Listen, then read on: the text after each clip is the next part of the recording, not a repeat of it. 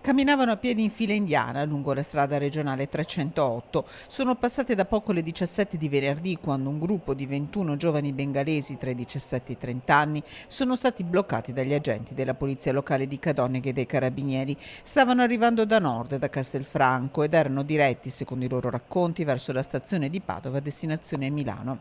Sul posto è arrivato anche il sindaco di Cadoneghe, Marco Schiesaro. Ai giovani, che parlavano un inglese stentato, è stata data dell'acqua. In buone condizioni hanno raccontato di essere arrivati a piedi dal confine sloveno e di avere camminato per giorni. In tasca, racconta il sindaco, avevano soldi e cellulari a farli scendere nella zona, probabilmente un camion o un pullman. In serata i giovani bengalesi sono stati accompagnati su un pullman della polizia in questura a Padova, dove sono stati identificati. Tutti sono stati portati in ospedale, dove sono stati sottoposti al tampone.